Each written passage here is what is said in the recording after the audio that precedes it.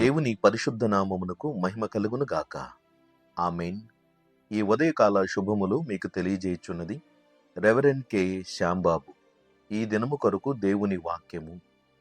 పర్వతములు తొలగిపోయినను, మెట్టలు తత్తరిల్లినను, నా కృప నిన్ను విడిచిపోదు, సమాధాన విషయమైన నా నిబంధన తొలగిపోదు అని నీ యందు జాలిపడు యెహోవా సెలవిచ్చుచున్నాడు. యెషయా గ్రంథము 54వ అధ్యాయము 10వ వచనము. ప్రభునందు ప్రియ దేవుని బిడ్డలారా, ఈ వాక్యము చేత దేవుడు తన గొప్పతనాన్ని, మంచితనాన్ని, తన ప్రేమను, వ్యక్తిత్వాన్ని వ్యక్తపరుస్తున్నాడు. ప్రవక్త ద్వారా దేవుడు చేస్తున్న నిబంధనాయుతమైనటువంటి సంగతులు ఇవి. దానికొక రుజువుగా ఈ మాటలను పోల్చి చెబుతున్నాడు.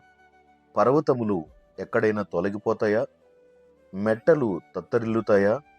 కొన్ని సందర్భాలలో భూమి యొక్క ప్రకంపనలను బట్టి, వాతావరణ మార్పులను బట్టి అవి కూడా స్థానభ్రంశము చెందవచ్చు, అవి కూడా తత్తరిల్లవచ్చు, తొలగిపోవచ్చు. కొన్నాళ్లకు వాటి యొక్క ఛాయ లేకపోవచ్చు. అలాంటిది జరగాలంటే ఎంతో గొప్ప విపత్తు జరగాలి, ఎంతో ప్రత్యేకమైనటువంటి ఆ పరిస్థితులు వాటికి కలగాలి. అయితే ఒకవేళ అవైనను అసాధారణమైన పరిస్థితులలో తొలగిపోయి మెట్టలు తత్తరిల్లిన దేవుని యొక్క కృప విషయమై దేవుడు ఒక నిబంధన ప్రమాణము చేయుచున్నాడు. నా కృప నిన్ను విడిచిపోదు, సమాధాన విషయమైన నా నిబంధన తొలగిపోదు అని దేవుడు మన ఎడల జాలి మనస్సు చేత ఈ ప్రమాణమును తెలియపరుస్తున్నాడు. దేవుడు మాట అంటే మాటే.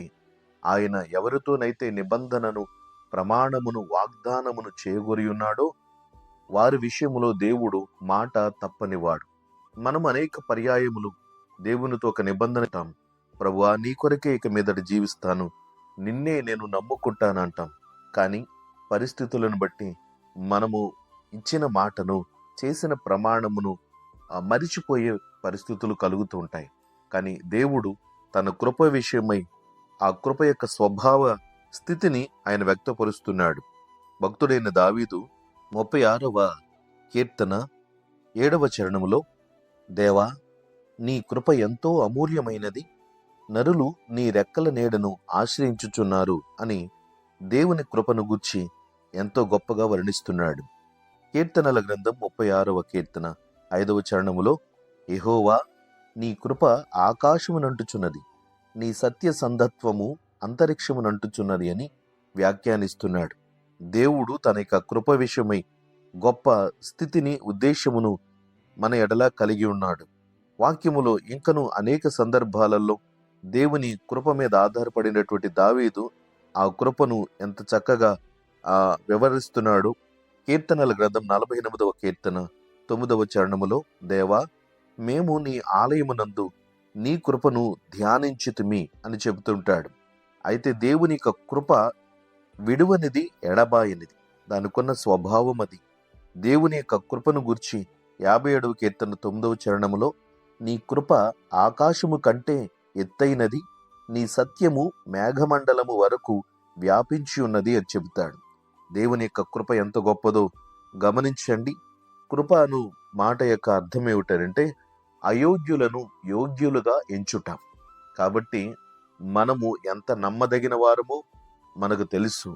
దేవుడు మనము నమ్మదగని వారమైనను కూడా తన యొక్క కృప విషయములో మనల్ని యోగ్యులుగా ఎంచి ఈ దినాన్ని మనతో నిబంధనను స్థిరపరుస్తున్నాడు. కాబట్టి ఈ విషయములో దేవుని యొక్క మాటను ఎంత గొప్పగా మనం ధ్యానం చేద్దాము.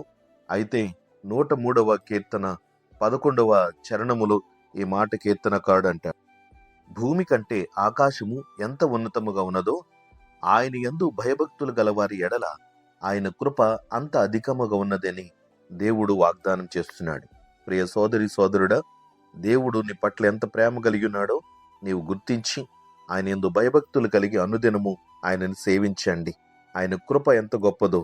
అయితే ఆయన యందు భయభక్తులు కలిగి ఉంటే ఆ కృప నీకు కూడా కలుగుతాది.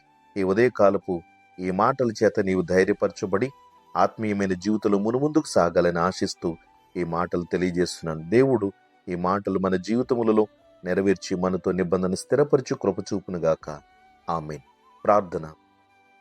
ప్రేమగల తండ్రి, ఘనమైన దేవ, స్తోత్రాలు. మీరు అనుగ్రహించిన ఈ ఉదయకాల కృప కొరకై కృతజ్ఞతలు. తండ్రి, నిన్న నేడు నిరంతరము ఏకరీతుకున్న దేవుడవు. నీ మాటలు సత్యము నాయన, శాశ్వతమైన ప్రేమతో ప్రేమిస్తూ విడివని ఎడబాయిన కృపతో ఆదరిస్తున్న దేవుడవు. నిశ్చయముగా మా ఎడల నీవు చూపిన కృపను బట్టి ఈ దినమందు నిన్ను స్తుతించు వారిలో సజీవులుగా ఉండి ఉన్నాం. ప్రభువా, నీ నామమునకే మహిమ, ఘనత, ప్రభావాలు చెల్లిస్తున్నాం. నాయనా, నీ సేవకులమైన మమ్ములను, ఈ వాక్యం ఆలకిస్తున్న ప్రతి బిడలను పేరు పేరున దీవించుమని యేసుక్రీస్తు నామమున ప్రార్థన చేయుచున్నాము తండ్రి. ఆమేన్. తండ్రి, కుమారుడు, పరిశుద్ధాత్మయను త్రియేక దేవుని దీవెన ఎల్లప్పుడూ మీకు తోడయుండునుగాక. ఆమేన్.